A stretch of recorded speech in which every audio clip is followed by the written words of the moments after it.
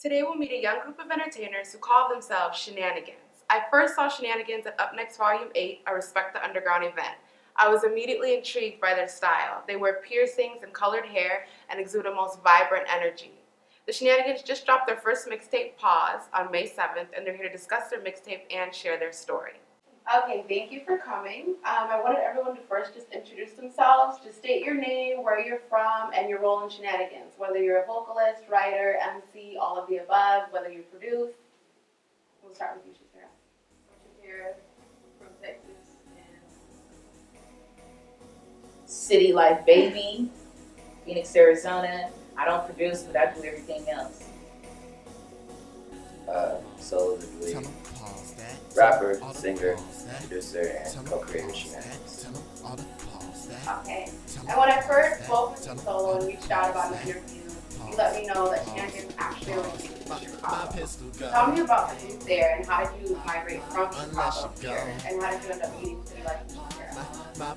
Well, it started in Chicago because it was a while ago. I had just fresh left the crib. I was like 17 when I met him, like 19. And he was homeless at the time. Okay, so shout out to LA. Shout out to LA.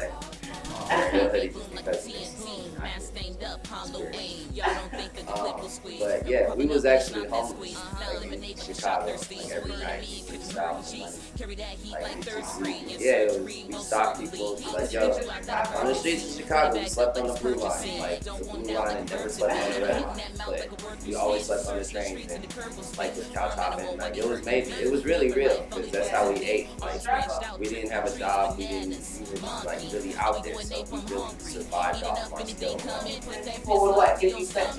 Yeah, we would stop people who like, yo, what's up? Like, all types of people, black, white, Asian, like everyone, because it was so diverse, because it's a big ass city. Right. And we were like, yo, you like hip hop? And we were like, well, we're freestylers, we gonna rap about whatever topic you give us. Like, people give us like crazy topics, from something as complex as like oxygen. Someone said a house slave. Someone even said, yeah, fucking crazy. Somebody said a house slave. And somebody even said ashy ankles in the club.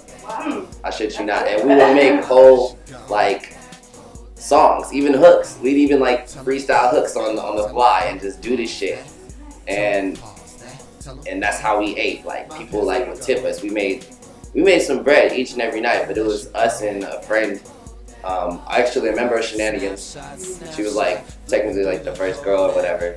She's a poet, so her name's Hayes. Hayes of Shinaniganz. Shout out, love you. But yeah, she was a poet and she didn't really do it, so it was just me and him and providing for 3 people, sleeping from place to place. And it was hard as fuck. And one day we just was coming up and was thinking we could do so much more with this shit. Right. So we decided to create it, and we were deciding on names. Shenanigans almost didn't cut the tape. How did you come up with the name Shenanigans? I actually, it was my suggestion because we was just throwing the names. It was me, LA, another member of Shenanigans, Jay. Shout out, nigga. But we were all just sitting at the table trying to decide, and I just thought of it because through life I always saw myself as a troublemaker. I got into a lot of shit, so I was just how about Shenanigans? Plus I was thinking about that episode with South Park. Right. To be honest, and I was how about Shenanigans? And our shit almost didn't cut the vote, but we decided to go with Shenanigans. We've been on that shit, and that was the bandwagon ever since, and we started there, and it just got bigger. More of our friends saw us doing our shit, and they were yo, let me join. So it's how many members total are there of Shenanigans? See, I was afraid of that question. I'm the one to ask that question. Gee, there's a lot.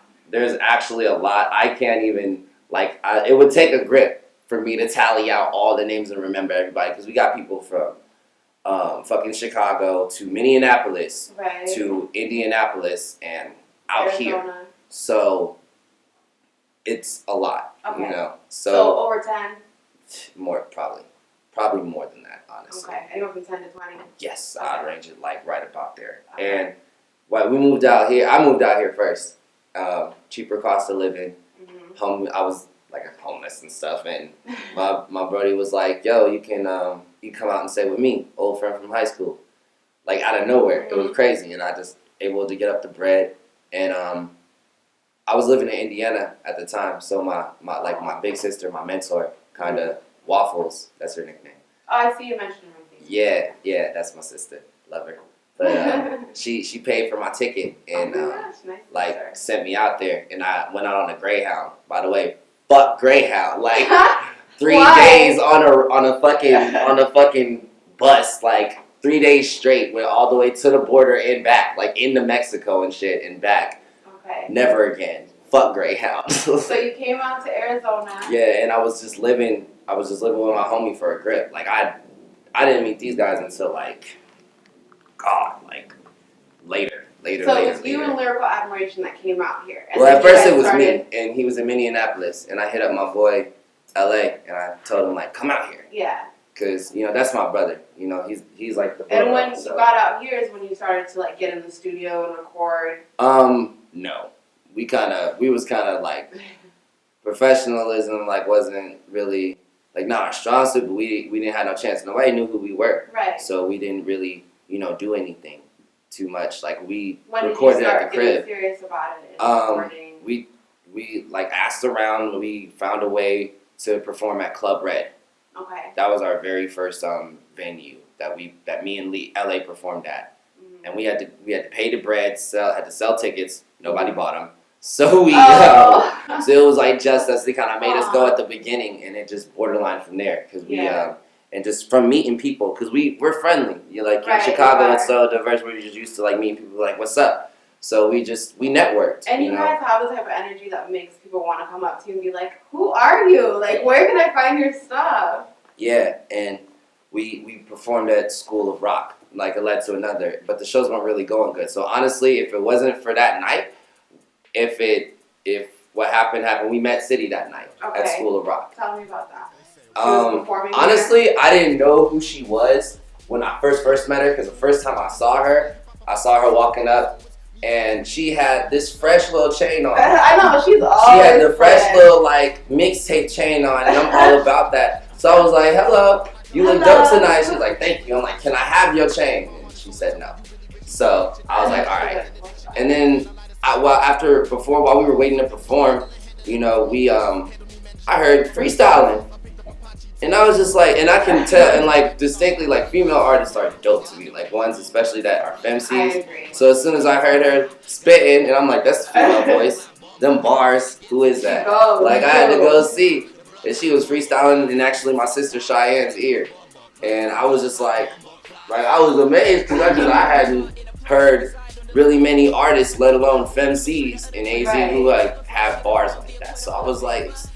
I jumped in. I didn't introduce myself. I just freestyled. You took initiative. That was it. You just jumped in and started ciphering. Yeah, it's a problem. That's how it works. We freestyled for a second. She complimented me on it, and then she dipped off. And then later on, I approached her and was like, "Yo, I super duper fuck with your bars. Like, let's get something. Let's make a track." But she was super business savvy with the shit. Right. Like, I definitely learned that. You seem really business oriented. Yeah. The stuff I see on Facebook, you have a lot of different projects going on. How did you guys meet Shakira? I knew her from a while back, but like we hung out all the time. We were super close, and she used to sing. Like she did this thing called the Cup Song. That's the first time we heard her sing. What's the Cup Song? Yeah. I don't got a cup.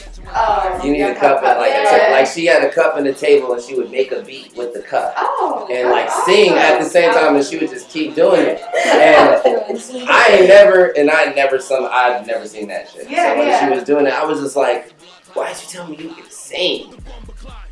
But then we ended up separating for a second, so I never got really to doing it. And that was, and all this time, this is when we met City, and really started to learn about the shit, because I just was like, let's make a track. And she was like, okay, we can make a track, put that up and then turn it into a single and then get that out there. And I'm just like, yeah. I'm like, pretend to know what she's talking about. I'm like, yeah, hey, for sure. Let's do that. And what's crazy about that though, just to kind of piggyback off what he's saying, we were like, okay, let's link up for this this one track mixtape single is what we were calling it. He went and he picked up the beat and shit, and I told him, I said, you know what, I want to test you out, I want to see what you about, so come up with the hook, come up with the hook, and make sure it's a catchy like mixtape beat, so we'll be able to push it and everybody will recognize the song, but they'll see our diversity on it too. What song was that? It was Feds. Oh, That is where it started. Yeah, so that shit was crazy. So he came up with the hook and everything, and it was one of the things that once he did come up with the hook, we started coming together collaboratively, and we started thinking of other things to add to it. We added her on as a vocalist because at first she wasn't planned into it. It was just me, him, and LA. And then when we met up with her one night, he kept telling me, he's like, yo, I got a dope ass singer, and I'm thinking to myself, you know what? Yeah, that's it. I listen to the whole mixtape. I'm sitting up here like, man, please, because every time somebody says somebody can sing, I'm thinking this is gonna be some shower shit, you know what I'm saying? So I wasn't really sure. But when I met up with her the same night, we pretty much scripted out what she was gonna sing on Feds. She caught on to it with no it was like quick, like memorizing it 30 quick. minutes, like damn near an hour. And so from that night, we were like, this is it. Well, anyways, long story short on that, we met up like that same week. And him and LA were at my crib and we were just, chilling. We got up, I made breakfast and shit, you know what I'm saying? We were just getting it in, kicking it. And next thing we know, we had 4 started songs like a before little one day. It made it turned to that's a whole shit. Cause we were just like, all right, well let's just do this song. And then we hear something, like even we'd be done, like maybe for like 10 seconds. And then we hear something, while hearing some shit on shuffle, we'd be like, what is that? Yeah, is there a beat to that? We found a beat to just ended up writing some more shit. And it just that's where it began, and we really pretty much came up with 80% of pause in that one single day, and then from there we just continued working it. And we were like, you know what, let's just come up with 7 tracks, and there's definitely a major meaning behind the 7 tracks. We started because we want to make sure that it had like some base substance to it. You know what I mean? Like, it's a life. It's like an instructional tape. It is an instructional. Yeah. Okay, and it starts off with how to grind, how to avoid the feds, and explain what does PAWS stand for as an acronym? Progressive Aggression Utilizes Self-Efficiency. Awesome. Who came up with that? That was something that, me and LA came up with it, and because we were sitting there and we were like, first we were trying to come up with a way to put skits in between the 7 tracks because we knew it was going to be a short tape. Right. And after we started listening to everything, we were like, damn, man, they're probably going to want to hear more. So you do the producing solo? I am a producer, but I haven't, my lab has been, the struggle's been real. So, I haven't, taken care of myself. I haven't been able to afford a laptop. I'm actually taking a note to do that, though. Okay. So when I get that, the lab's going to be back up. And when that happens, I can go from there. Who did most of the production on PAWS? And what engineers did you work with? Those are all industry beats. So there's no real if we go back, we would have to really dig deep to see what producers are attached to each one. But, Okay. So I know that some of you guys have your individual stuff going on. I know City Life You for sure. Solo, do you have any intention of individual projects or anything like that? Or are you mostly focused on Shenanigans right now? I'm taking really, really sweet time with it. Right. Because one thing I learned, when you do this shit, I used to be so impatient, ready for shit to pop, write the stat now. Right. I'm learning I'm really trying to be on some ground up shit, start from the bottom. I'm working on logos right now, if they're on my Facebook. Oh, I saw your shirt. Yeah. Solo the Dweeb shirt. Yeah. That and I got another one, just ones that kind of describe me and the stuff I do. I got one that's just the bow tie. The one that y'all seen, and then there's one. Which, by the way, peep out these earrings, you know what I'm saying? These are gorgeous. Yo, and what's crazy is that's another thing about us coming together all together as artists. We all have similar styles. I'm real big on bow ties and ties and shit like that too. And then when I met him, he was on the same shit. So you know what I'm saying? Is fucking fanny packs and everything. It's just that's my second logo. It's a fanny pack. Fanny pack. Yeah, because I got fanny packs. Fanny pack right there. Yeah. So you can get a fanny pack. Yeah, it's because my big brother, free squad. He found a fanny pack at this shelter we was at, because we go through the clothes. It's kind of like thrifting, so we go thrifting over there. And he found a fanny pack, and he was trying to be funny. So he was like, Solo, nigga, if you wear it, you gotta wear this at the next performance. I bet you won't do it. The next time you perform, you have to have this fanny pack on your hip. And I'm like, bet. But then I found so many uses for it. Like, Right. I was like, That shit right there. like, Like, every time I have pockets, I'll be like, fuck, man, it's in the fanny pack, nigga. Like, that was the perfect, like, it was so useful. So I'm like, like, my nigga was like, bro, you know the show passed, you can stop wearing a fanny pack. I'm like, nah. I like how I look over. And what do you have going on in city life? Right now, I mean, when I met up with them, so you were asking him earlier, like, how did everything start getting busy with them? Once they linked up with me, I already had like a lot of stuff in motion out here because I know a lot of people and things like that. So I started like linking us to additional shows and just kind of helping us build the Project Pause. Yeah, so I started getting connected, you know, with different people. Like, look, we got to get more 18 and up venues, you know what I mean? So we could display our artistry. And man, like this shit started going down like pretty much like one of the biggest venues that we've done, I guess, is Joe's Grotto, but we also performed at the Clarendon. Yeah, shout out to Justice. What up, Justice? You know what I'm saying? Yeah, for sure. So like another one of the venues we did though that was like real big and it was super fun. Was at the Clarendon Hotel. On 3rd Street in Osborne. And like we had that shit jumping. It was like everybody was coming up to me last night. As a matter of fact, somebody approached me and was like, "When can I get Bumbleclad?" I was like, "Dude, where you been? We already put it out." Like that was the first time we got to. Like that was one of my favorite venues. Me and Lee almost died that night of heat exhaustion. Because we started off on the rooftop of the Clarendon, and then we ended up on the inside of it for the rest of the gig.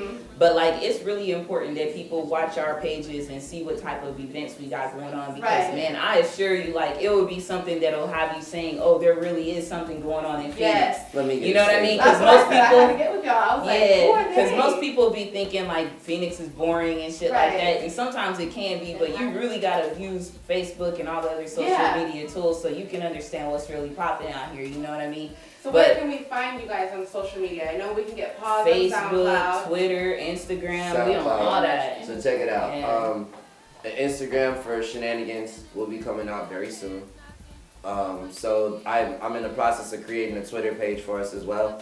We have a SoundCloud out. Just go www.soundcloud.com/Shinaniganz. That's it. Just Shinaniganz. If you don't know how to spell it, then go look it up. Then without the super friends. So yeah, that's where our main mixtape Pause is at. All downloadable songs, so you can download the whole tracks, all off of there, you know, and it's free, of course. So more shit to come soon.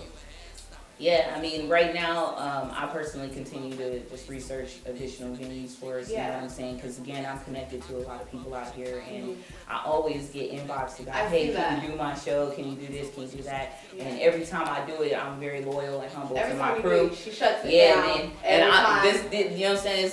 This is my crew, you know what I'm saying? At the end of the day, like, it's funny too because we went to like this little cypher like event that turned out to be a video shoot and they didn't expect me to pull up and I was like, what do you mean, you know, you hit my boy up, this is my crew, you know what I'm saying? So of course I'm gonna be right here and there's some hip hop shit too, but yeah, I mean, so you guys are really reliable. Yeah, we're like, he told me about this interview, you know what I'm saying? So we try to do our best to make sure everybody's got the information that we need so we can keep it connected because we know the town loves us as a whole, you know, as a unity. They love us individually too, but when they see us together, they're like, shit, that's some shit that Arizona obviously isn't presenting right now. Right, so, you guys have like an energy on stage. It's like nothing else I've ever seen. Like you're like, you know, Solo doesn't stop moving the whole time. Right. Like ever, like with the whole time. Everything. And like you have so much confidence on stage. You as well. You guys are always draped in like the best shit. I don't know.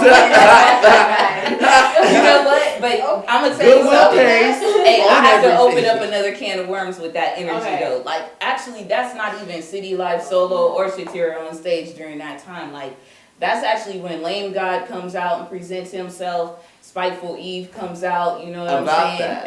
and we need to let people know exactly what that means and stuff. We got Petty Jesus too, and I know like there's a lot of people that are really, really religious and things like that, but we're gonna give you an explanation today on this interview that you can share with the public so they'll understand that we're not like demons. But you know what I'm saying? Like we just got alter egos and shit, you know what I'm saying? So Petty Jesus, so check it out.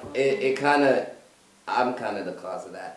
See, what had happened was, In Chicago we have a slang where we used to have this dude named Cash. We could say, oh, his name was Casey, and we call him Stain God. Mm-hmm. And what that means is to stain in Chicago means to steal. If you hit a stain, you steal it. Okay. And what happened was they called him Stain God because he could that nigga could steal anything. Like he can go into a whole Urban Outfitters and come out with a whole fit. Okay. And just take everything. Like he could take everything. Like that boy had the magic hands. Mm-hmm. So they call it Stain God. So they had slangs like that all around Chicago. Like there's somebody named Roy French in Chicago. Shout outs to Roy, my nigga. Call him Face God. And we got somebody, my friend Ebony calls herself Flex God. Like just shit like that. So I wanted to make that. And I didn't know what to come up with. My nigga was like, either go with what you know or start something new. Mm-hmm. And I've always been lame. I'm a corny nigga, by all means. I'm awkward as fuck. Yeah, it's like fuck it, I'm lame. I'm lame, so I'm like You're lame God. But Yeah. the twisted irony of it is my name is Lame God, but what are you supposed to be turned into a persona, an alter ego.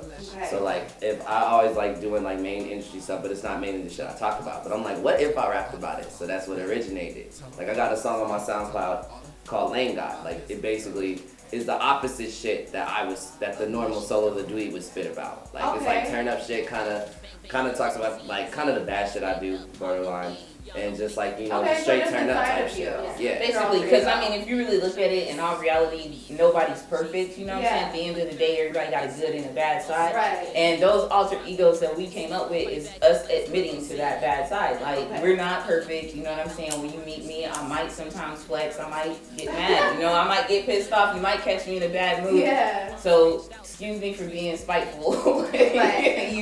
And people were tripping why you come with the spiteful Eve, and the way I spell it too is SPY. You know what I'm saying? Yeah. So it's almost like spy, I'm spying on you too. Okay. It's crazy, but that's what we mean by it. We're not coming out trying to put down. I would say it started as a persona that erupted into a whole thing. No, because it started with me. You just should have seen the faces so when we correct. did Lame God. We did Lame God, and we came out, and he had Lame God on his shirt. Yeah. I had Spiteful Eve, and it was when it was at worse, Joe's I had an Grotto. apple on my back. Joe's Grotto? Yeah, and I had an apple on my back under the name, and it had a male's face biting into the apple. And so everybody was like, "That's some bullshit. You guys should." I said it made it worse because we was wearing the best. Dope though. I think it's cool. The song was super turned up. If people would have really, if you were to put it in your car or you were at home cleaning or something, you put Lame God on, you would be extra turned up. Your house would be clean in 5 minutes.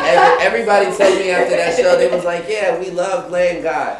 I don't really like calling God lame, so I couldn't really jam with it, but." Because I don't think God's lame. I'm so now we know nobody's calling God lame. No, we're just saying he's we all Christians. Not God. Right. Nah, we definitely aren't doing that. I personally am big on being spiritual, and I do believe a higher power is doing everything for me, getting me everywhere, you know what I'm saying, made it possible for all of us to link up. So yeah, it's definitely not that type of party. You wishing you was high as me, hang gliding off chandeliers, you kidding, you dissing, a nigga like me you be missing, cause I come from the city where up and up beg is a family tradition, must be Christian, cause beef is like skydiving, can't fall back, shut the fuck up, pause that, blah blah, you all that. My pistol go,